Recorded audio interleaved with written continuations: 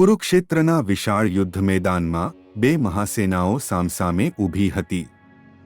શંખો વાગી ચૂક્યા હતા, રથોના ઘોડા તડફડતા હતા અને ધૂળથી આકાશ ધૂંધળું બન્યું હતું.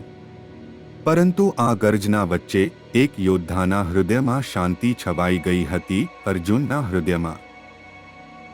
જ્યારે તેણે પોતાના ગુરુઓ, ભાઈઓ અને સ્વજનોને સામે ઊભેલા જોયા, ત્યારે તેના હાથમાંથી ગાંડીવ છૂટી ગયું. મનમાં ગૂંચવણ, હૃદયમાં કરુણા અને આંખોમાં ભય. તે યુદ્ધ કરવા અસમર્થ બની ગયો. આ જ ક્ષણે કૃષ્ણે સ્મિત સાથે કહ્યું, અર્જુન, આ ક્ષણ માત્ર યુદ્ધની નથી. આ ક્ષણ તારી આત્મજાગૃતિની છે.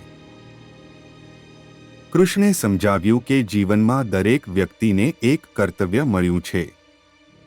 કર્તવ્યથી ભાગવું દુઃખ લાવે છે, જ્યારે કર્તવ્યને નિર્ભયતાથી સ્વીકારવું શાંતિ આપે છે.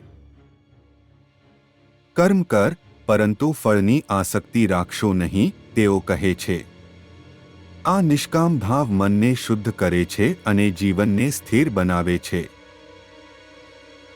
કૃષ્ણ અર્જુનને આત્માનું સત્ય સ્વરૂપ સમજાવે છે. આત્મા ન જન્મે છે, ન મરે છે. તેને કોઈ હથિયાર કાપી શકતું નથી, કોઈ અગ્નિ દહન કરી શકતો નથી. આ સમજણથી અર્જુનનો ભય ઓગળી જાય છે. શરીર નાશવાન છે, પરંતુ આત્મા અવિનાશી છે. આ જ જ્ઞાન જીવનમાં ધૈર્ય લાવે છે. કૃષ્ણ કહે છે કે મનને જીતવું એ સૌથી મોટું યુદ્ધ છે. અશાંત મન માણસને ગૂંચવણમાં નાખે છે, જ્યારે સંયમિત મન તેને શાંતિ તરફ દોરી જાય છે. યોગ, ધ્યાન અને સંયમિત જીવનશૈલી દ્વારા મનને સ્થિર કરી શકાય છે.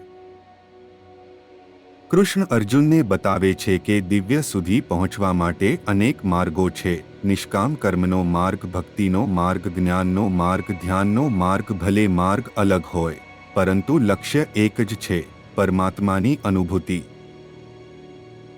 અર્જુનને સંપૂર્ણ જાગૃત કરવા કૃષ્ણ પોતાનું વિશ્વરૂપ દર્શાવે છે. અનંત આકાર, અનંત શક્તિ, અનંત કરુણા. તે દર્શાવે છે કે સમગ્ર સર્જન, દરેક જીવ, દરેક ક્ષણ દિવ્ય શક્તિથી જ ચાલે છે. આ દૃષ્ટિ અર્જુનના હૃદયમાં વિનમ્રતા અને કરુણા જગાવે છે. અંતે કૃષ્ણ અર્જુનને આશ્વાસન આપે છે, જે વ્યક્તિ સચ્ચાઈથી દિવ્ય શરણ લે છે, તેને હું ક્યારેય છોડતો નથી. શરણાગતિ કમજોરી નથી, તે સર્વોચ્ચ શક્તિ છે. વિશ્વાસથી ભરેલું હૃદય દરેક સંકટને પાર કરી શકે છે. કૃષ્ણના ઉપદેશથી અર્જુનના સંશયો દૂર થાય છે. તેનું મન સ્થિર બને છે, હૃદય નિર્ભય બને છે અને તે પોતાના કર્તવ્ય માટે ફરીથી તૈયાર થાય છે. ગીતાનો સંદેશ આજે પણ એટલો જ પ્રાસંગિક છે. કર્તવ્ય નિષ્ઠાથી કરો, મનને સંયમમાં રાખો, દિવ્યને સર્વત્ર જુઓ અને જીવનને ભક્તિ અને શાંતિથી જીવો.